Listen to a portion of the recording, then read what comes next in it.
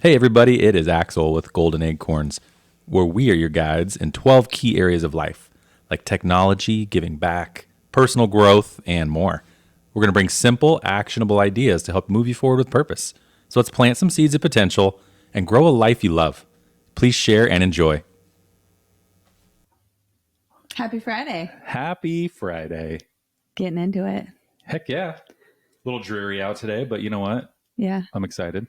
That's why we're just lounging in our gym clothes and Yeah. ready to do this. We joke. We always call them our Costco Our outfits. Costco clothes. Uh-huh.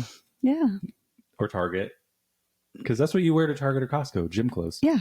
Everyone Right? knows that. Everybody knows that. So you just reread The Alchemist, I did. which I think we recommended on our very first episode God, I love that as book. one of the best, just little parables about life.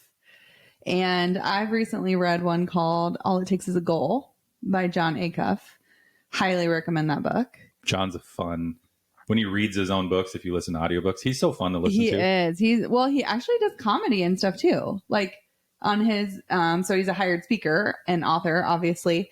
And Yeah, I've seen him. like he does kind of comedy when he does his speeches. So Yeah, he's funny. He's a good dude. He's very entertaining. And to listen energy. to. I love his energy Yeah. that he puts out. Yeah, he's got a good energy for He sure. does.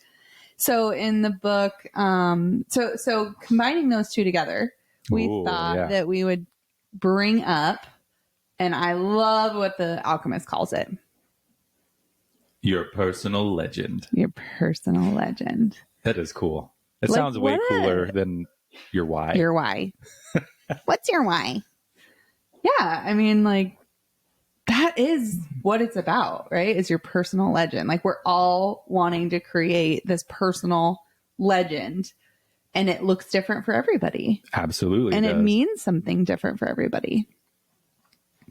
So, I think a lot of us who focus on personal development, everyone touts this like, find your why. It's all about your why and do your why. And which I get, it makes sense. Like you need to know the reason that you're doing all this for. yeah, and I mean it goes along with you have to know where you're going on a map in order to go the right direction. I guess that's kind of what is always talked about. I don't know. I feel like for me personally, though, like the personal legend thing just rings more in my brain than your why. What does it mean to you? It feels okay as a man. Yeah. It feels more like a quest. Ooh. So like you said, like as I'm thinking about it on a map, like I feel like I'm on this quest. Yeah. Where it's just your why it still doesn't feel like a roadmap to me. Mm-hmm. And that's maybe I'm just not framing it right in my mind, but yeah, the personal legend definitely does. Yeah.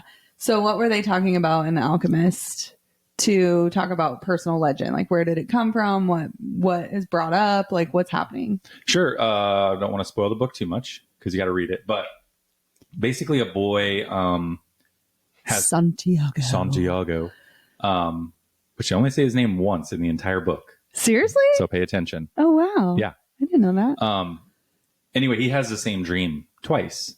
And he's just a simple shepherd, right? Shepherd, like very simple life, has his routine, thinks like this is all of life is. Mm-hmm. Well, then he has the same dream twice and it really hits him.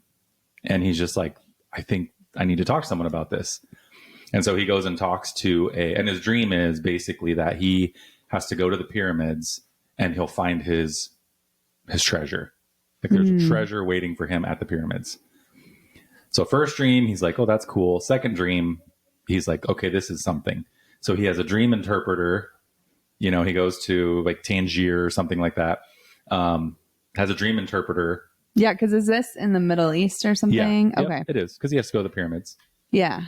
So he goes to this dream interpreter, tells her the dream, and she's like all quiet.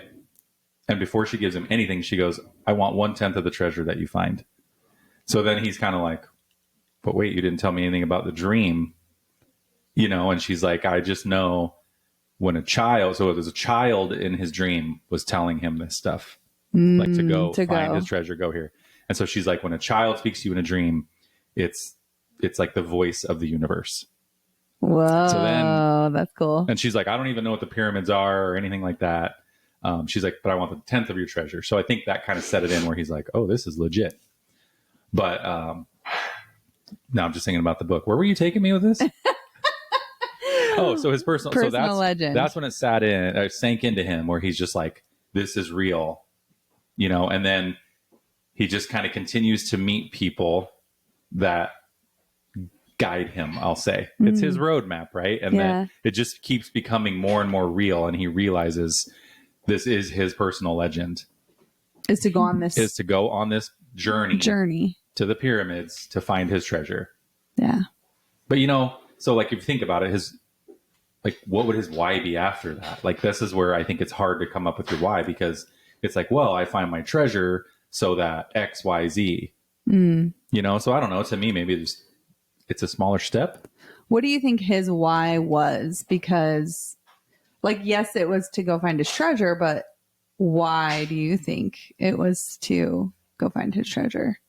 Like, what do you think his why was?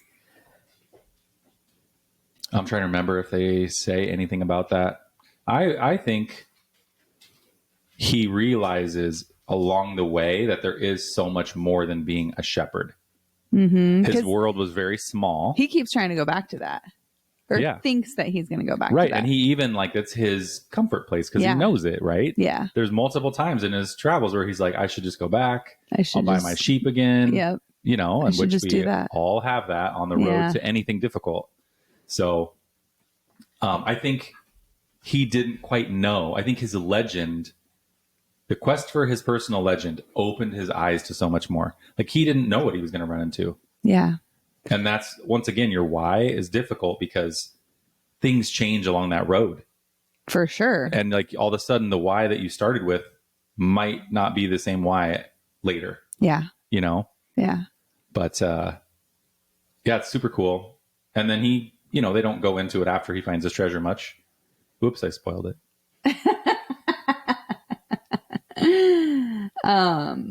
So, like, I think that it's always hard.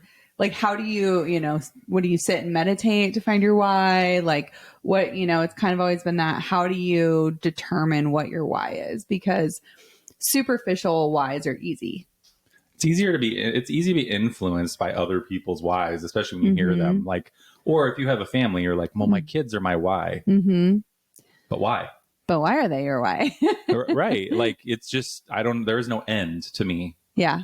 To your why. Like, so you asked me this morning. Yeah. What my personal legend is. Yeah. And I had to think about it. And I'm like, my personal legend is just to be an amazing grandpa to my grandkids. Yeah. Which we are nowhere near having. No. Yeah, it's weird. We don't have grandkids. We're not anywhere near grandkids. I'm already excited to be a grandpa, and that's a long way away. I think you were excited to be a grandpa when I married you. Like, I think you were born to be a grandpa. What? What was that? Huh?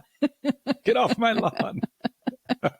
Not that kind of grandpa. No, I'm not. I just had amazing grandpas in my life, and they made such an impact on me. Yeah. I want to share that as a grandfather. Yeah. Because it's so different from a parent. Yeah. It's not the same. So I feel like that's my personal legend, is to become an amazing grandfather. So, like, everything you're doing in life now is so that you can be an awesome grandpa. Yeah. Yeah. Yeah. I'm going to teach those little suckers everything. Yeah. Yeah. So I really loved in John Acuff's book, All It Takes Is a Goal. He has an exercise in that book. And you haven't done it yet with me. No, tell me about it. And I've started it. It's kind of a evolution exercise. It's not something that's like a one and done. Okay. But it's a really good, like, you can start it and then you can revisit it as often as you want. But so it'll also adapt. Yeah. And change as you go through it. Yeah. I mean, you really have to remember your life. Like, that's the tricky part about it. So here's the exercise. I can barely remember yesterday. I know. Oh my. You sit down, obviously, piece of paper, and you just start listing out every single amazing moment in your life. Whoa. All the good stuff. So like birth of a kid, or you prom king, queen, like just Your all the little things, wedding days, right? Yeah, I mean, all the big ones are obvious, right? Right. Like, so some advice on how to like really spark memories. Go through your camera roll on your phone. Ooh. Go through, like your Facebook. Oh, like way back, your originals. Yeah. Go through what else? What were some other things? God, I feel like you could almost go through your phone contacts and like a person. Yeah, people could spark memories. Something. Yeah, and so just sit down, try to write out at least 100, which doesn't sound hard. You're like, oh yeah, I have a lot of great memories. It's kind of hard. Whatever. If you wrote 100 of anything, it is hard. Yeah, it's kind of hard. So try to get to 100, and then just keep adding to it, and then how this relates to your why. Yeah. Bring me back. Yeah.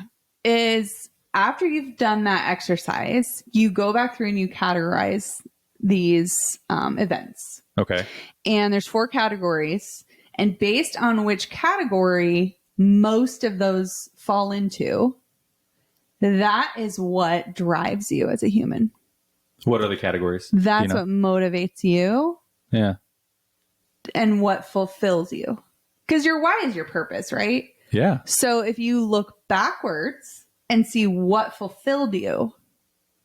So you might have the wrong why because, whatever you think it's what everyone else wants or whatever it is, but right. Using your past. You use your past to tell you your path. Your past is your path. So you've been living your why essentially, just not quite. But like it happens accidentally almost, right? Yeah. Where these things happen and then you don't know they're going to be amazing moments. I mean, some of them you assume they will be, like your wedding day, but then it's like, so then you have this full roadmap of what lit you up and made you happy. Very cool. This is everything that brought you joy in your life. So if you focus on the top category and that knowing that's your happy place, that's your guide. I love that. To strive for more of that. The categories are objects. Okay. Relationships. All right. Accomplishments. Okay. And experiences. So I know where I'd be. Where would you be? I'm going to be in experiences. Think so? Yeah. I thought I would be in accomplishments. I thought that would be like, before I did it, I was like, oh yeah, for sure. Everything, like every time I've accomplished a goal or something big, you probably had a lot of memories too then of those. Right. And you write them down. Right. But as a percentage of the total, experiences was my number one. You probably made a Google spreadsheet of all this, didn't you? With algorithms and everything. I did not actually. And because I was at a retreat when I did it, so I couldn't. Okay. I can see you and you're right now, you're like putting it in, you're like. With a formula and how many items per category and columns. And it's just easier that way. It's just more efficient. No, but I mean, being kind of that type A, very intrinsically driven person, I thought accomplishments would be my thing. So what were yours? Experiences was number one. Accomplishments was a very close second. I was going to say those two had to be pretty close. Yeah. And then relationships and then objects. That was my order. But I mean, for everybody, it's going to be different. If you want a detailed dive into how to do this and his tips and tricks and what each one kind of means, like, well, this happened, there were people involved in it, but it was an experience. So like, how do I categorize that? Like he gets into all that in the book. So did you have trouble categorizing some of yours or were they pretty clear? Not really. I think the trickiest ones are when it's like, there's people with you. So is it a accomplishment or is it a relationship? Because, so his thing is like, well, if you take the person away and it still happened, does it mean the same? Oh, And if it does, then it's the experience, accomplishment, object, whatever. If it doesn't, then it's the relationship that mattered. gotcha. It's who you were with. Well, that's a good way. Yeah. So same thing if like riding in a certain car with my father is like one of my big memories. Is it a thing, the car, or is it the person? So like if you remove the car, I'm still with my dad. Yeah. Or if I remove my dad, do I even care? Right. So then you can help. Right. Okay, I get that. Yeah. That sounds like a fun exercise. It is really fun. And it's who doesn't want to like relive all your best moments of your life? I was just going to say, were you just like happy after doing that? Like totally. Like, so if you're in a bad mood, it's also a good way to snap you out of it, because it all flows back to gratitude. You know, as you're listing out all these amazing things that have happened to you, it's really hard not to feel grateful that you've lived those things or experienced them or whatever. Yeah. And it kind of gets you out of that. There's a book called Gap in the Gain. I actually haven't read it yet, but I get the concept of like a lot of us live in the gap, meaning like we're here and we wish we were here. Sure. And this kind of puts you back in the gain of like, look where I've come. Look what I have accomplished. So always comparing yourself to yourself instead of comparing yourself to your future self or somebody else, or because then that puts you in the gap. And then you're like guilty. And then you're like not happy. Yeah. Because you're trying to be like. So you're never going to feel satisfied. Right. Because you'll never be the best version of yourself. You're always improving. You're always growing. So you always are the best version of yourself, but you always want to be a better version of yourself. And like, but you have to stop and recognize it. Yeah. You got to look back and see it. You know, I have an example for us. Yeah. That we do that with sometimes. So we create a lot of things as far as like building our kids' bunk beds or building our own beds, or like we do these projects together. Yeah. And, you know, we'll sit down, we'll draw them out, we'll blueprint them, we'll figure out like the size of all the pieces, everything. And then we'll make it and it's awesome. Yeah. And sometimes we sold our kids' bunk bed that we made, and it was super cool. Loft bed, ladder, all the things on it. And it was a L-shaped, like double loft. Yeah. Yeah. And when we sold it and I was like taking it apart and making instructions of how to put it back together for the people, I was like, damn, we did this? I was like, this is really good. I was like, we engineered this? Like, it was easy to take apart. I was like, proud of us. Well, remember that playhouse that we engineered? Oh my gosh, yeah. So we came up with this outdoor playhouse, custom made, that when taken apart would fit on a pallet. Because we wanted them to be able to like ship. We were like, well, what if we made these? We could ship them across the country. We could put them on pallets. Yeah. And so it was almost like a paneled, like modular playhouse, right? That's exactly what it was. Made out of like real building materials. And it looked like a adorable little house. And same thing. Like I remember we spent so much time like engineering that and putting it together. And then we had to move it like 6 times, multiple times. Yeah. But it's like, it was what, a dozen screws to take the whole thing apart. Dozen screws and a couple bolts. Yeah. And that was to take, I mean, we made the roof and it came modular. 1, 2, 3, we 4, made 5, 6, like 7, a little chimney in it. We made, I mean, it was the little cupola thing on top. Yeah. Yeah. Cupola. And like every time we like took it apart and put, I'm like, gosh, this is cool. Like we're smart, babe. But that's like, to me, good. Those are examples of looking back in your past and being like, dang. Yeah. So when like I'm doing a project and I can't get a screw in the hole, I need to be like, hold on, I've done some pretty cool things, you know? No, it's just an example I thought of, like how we can look back and it's just, you become proud of yourself. Like, damn, I am a badass. Yeah. I am dope and I do dope shit. That's also in the book. Oh wait, no, that's soundtracks. No, that's soundtracks. Yeah.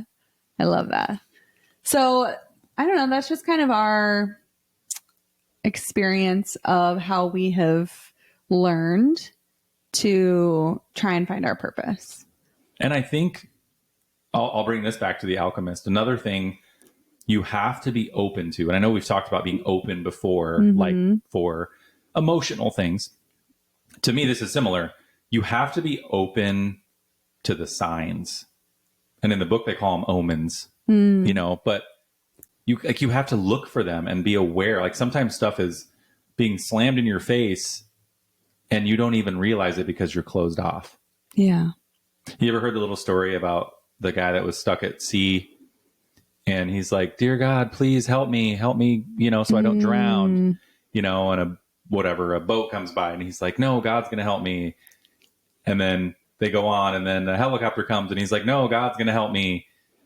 Like he just keeps turning all these things down. Yeah. And then he ends up drowning, going to heaven. And he's like, why didn't you help me? And God's like, I sent all these things to help you. I sent you a boat. I sent you a helicopter. Yeah, I love that little story because Yeah. I'm like, that's people. They're like, that's not the sign I wanted. Right. But you have to be aware that like some things are an omen or a sign. They're disguised as something else. Disguised as something else. Yeah. So you have to be open. And I think that'll really help you determine your legend or your why. Like the universe is going to tell you. Yeah. You just have to be able to listen.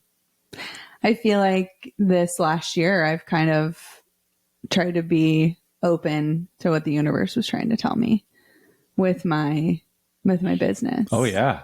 You had to be because your mind was tricking you. Like it it was too logical.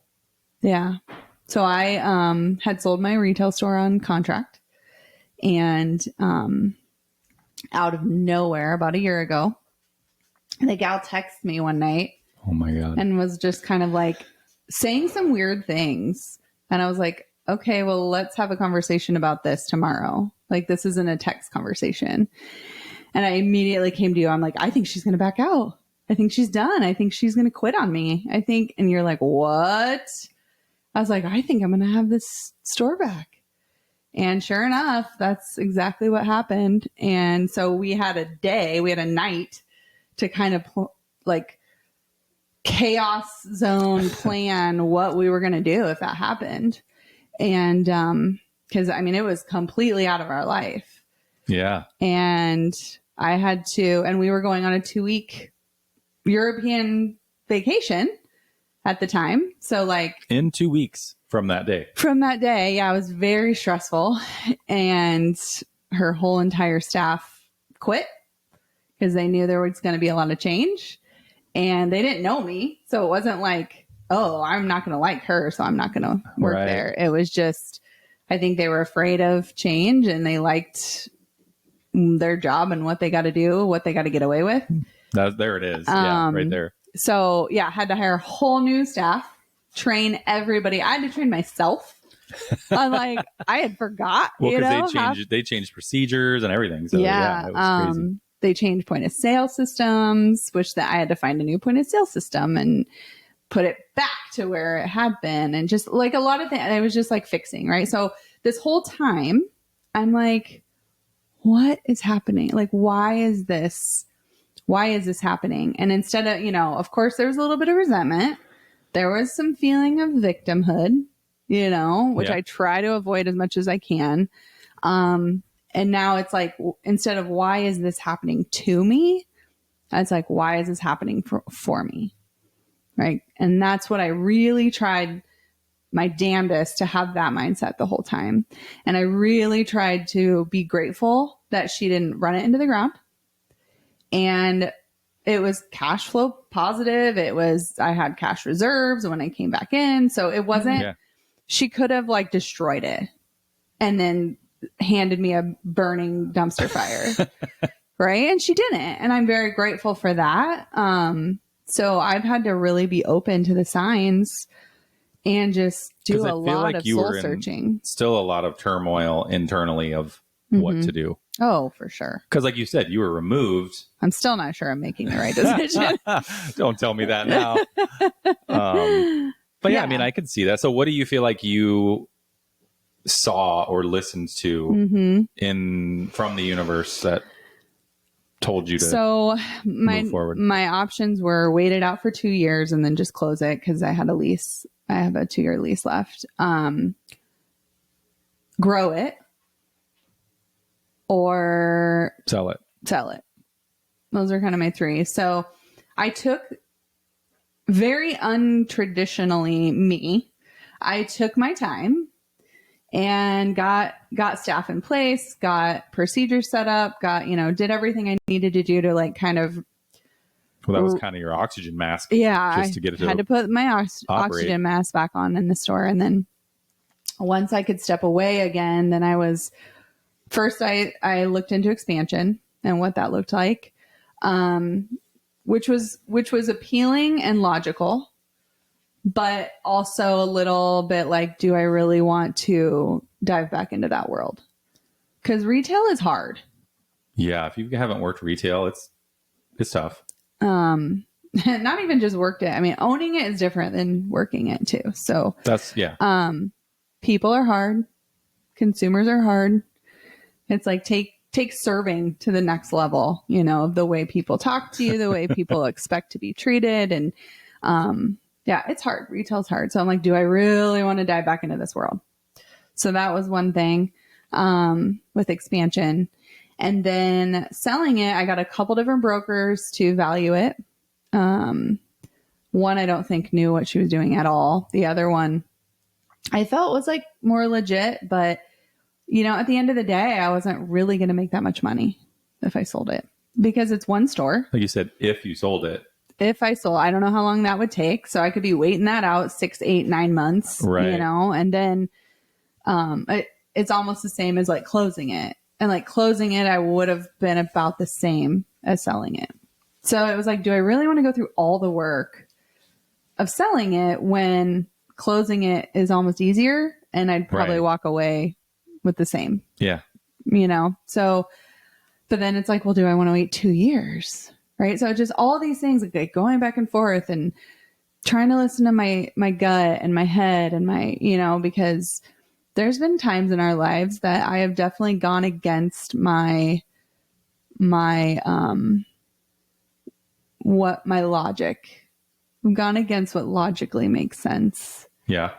And followed my heart. And that was dating you, for one. Yes. My heart was like, and it was like, yes, absolutely. And my head was like, I don't know. Cause you were such a partier and like. Yeah, it's a little different version of myself. Like I'm a little more, I don't know. I don't want to say uptight, but like I wasn't a crazy drinker. I wasn't, and like my family has a lot of alcoholics, and I was like, you have your shit together a little more than I did. I've kind of always had my shit together, like very young. Like I think when I was 10, I was like, can we get to this thing called adulthood? Because I'm over this kid thing, right? So, like, I just was scared. I was like, I don't know, like you're too, you're so different from me.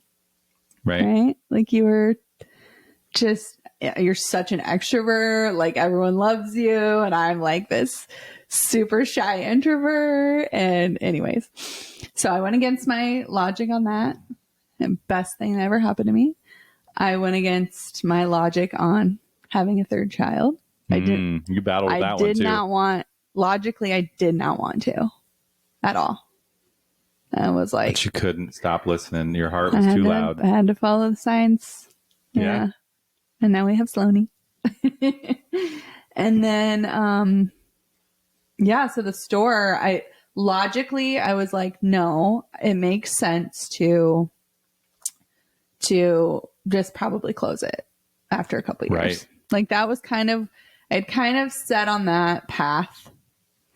And then you wanted an end of some kind, right? Like, yeah, I don't feel like you ever were like, hey, let's keep this. Let's just hang on to it forever and keep doing this one thing. Yeah. I felt like you were like, I want an end, whatever way that I can get to that end. Yeah. Yeah. And I think closing it is the end, even so much so that I like talked to the broker that, leases that space. And I was like, hey, you can put it up for sublease. And if somebody wants to take it over, like I'm open to that. Right. So he even had it out on the market, like my space. And I was just like open. I was like, okay, yeah, if that. And then meanwhile, the universe is like, no. What are you doing?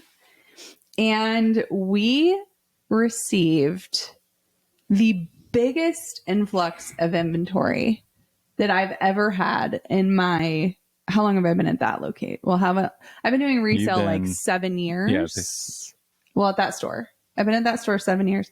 I've never had the amount of inventory that we received. Like it just flowed. It was just pouring in. We couldn't stop it. I mean, we were even shutting down like buying days. It's kids resale. So like people bring us stuff, right? And I was talking with my staff, and at this point I had been owner investor for 3 months, maybe, instead of owner operator. Yeah. To like bring it back up. So being an owner investor, I had stepped back. I had time to breathe. I had time to look at it and work on it. And the girls are like, we need another store.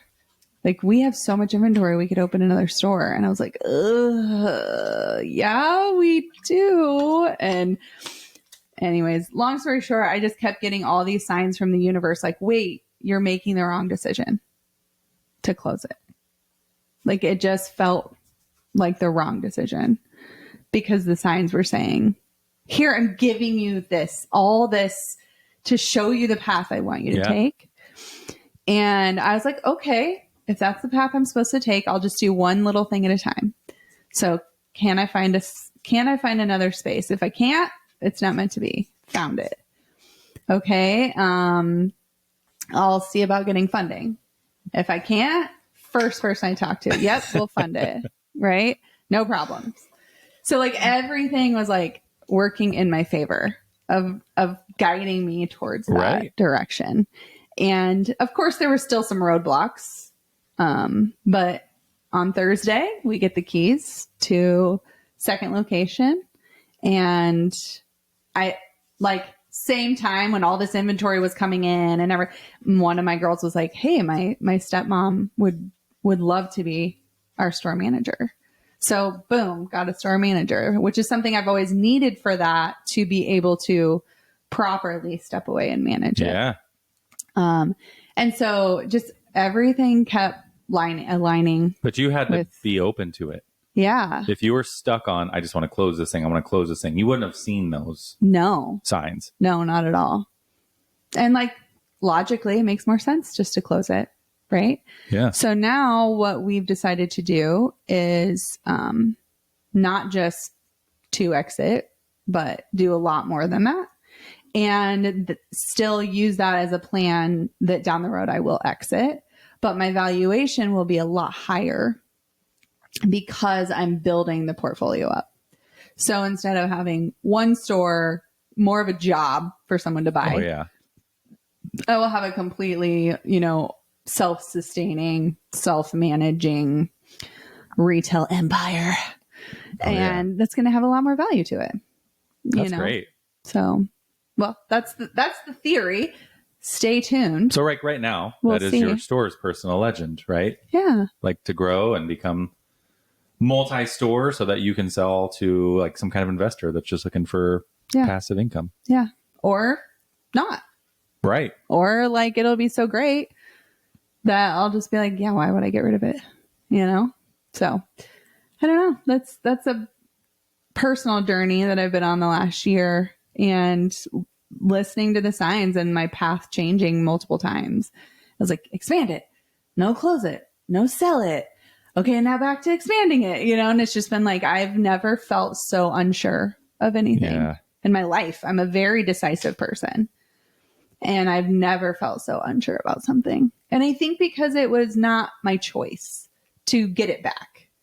So because I was so blindsided with that, like you said, you kind of were feeling a little bit of the victim-y stuff, for sure. Yeah. Which is natural. I think anyone would just be like, why is this happening to me? Yeah. For me. And I'm feeling good. I'm still a little nervous.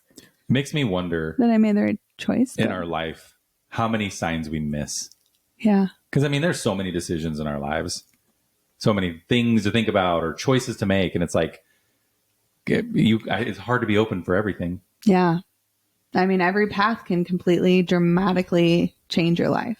Absolutely. So it is a big deal.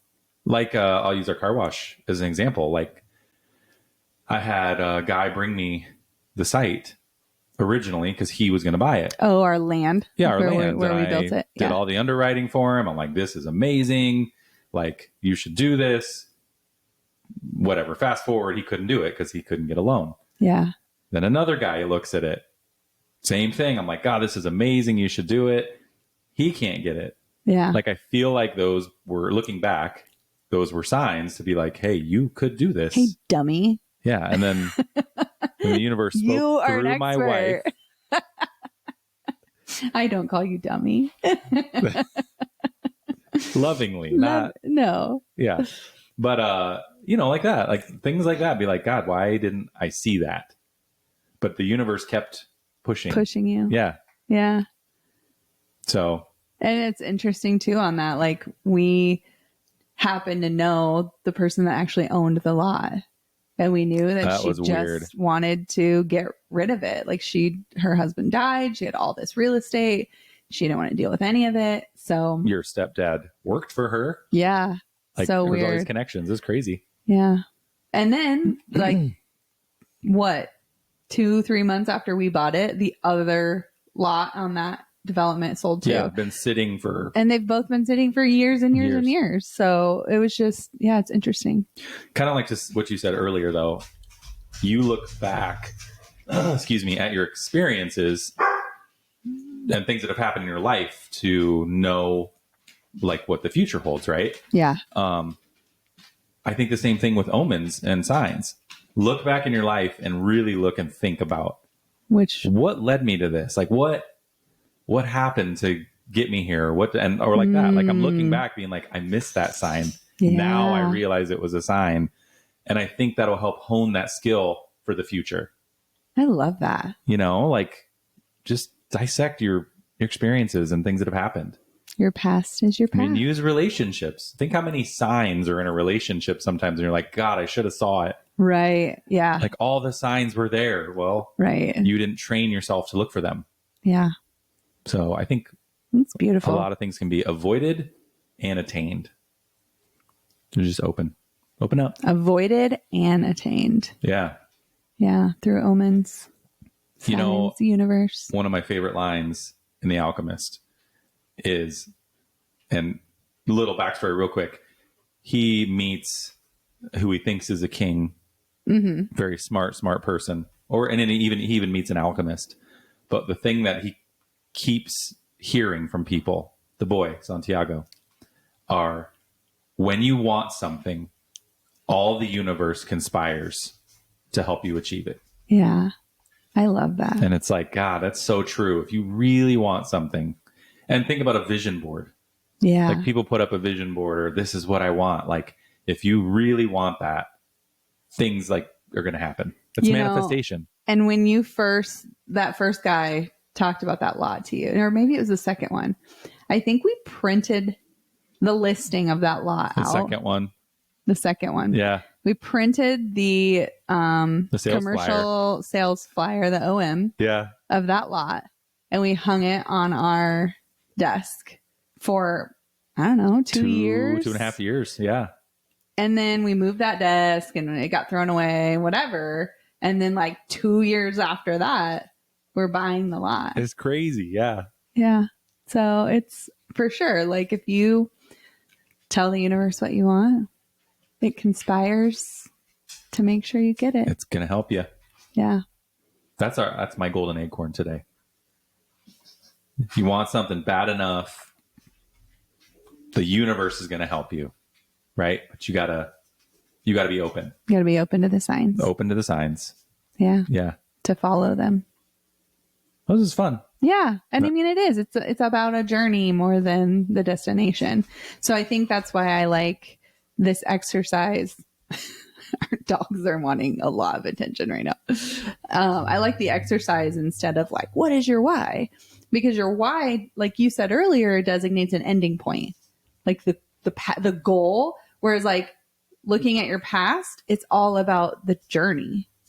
And I think that's the disconnect that I've always had with it. Yeah, It's I like would agree. it's not really about the end point, or to me, your why is the ending goal, not like the true purpose behind your whole journey, not just the ending point. Yeah. So awesome. Okay. What do you think? What'd you get? What's your acorn today? Same? Yeah. You get something different. No, I love it. So make your list of 100 greatest memories, right? Moments Moments in your life. things, whatever. That's fantastic. Yeah. Check out All It Takes Is a Goal by John Acuff. And The Alchemist Check out. by Paulo Coelho. I think that's how you say his name. Yeah, I think he's Spanish. You know what's cool? If you do the audiobook, Jeremy Irons reads it, and if you don't know who he is, he's the voice of Scar in the original Lion King. Oh, okay. His voice is perfect for the book. Yeah. It's so good. Yeah. It is good. I got to re-listen to it. So, all right. Well, till next time. Thanks, guys. Bye. Thank you for joining Golden Acorns. Remember, the small steps you take today can lead to big growth tomorrow. Keep planting those seeds of potential and watch your life flourish in ways that truly do matter. If you found this episode helpful, share it with someone who could use a little inspiration. Don't forget to subscribe so you never miss a chance to grow with us. Thanks.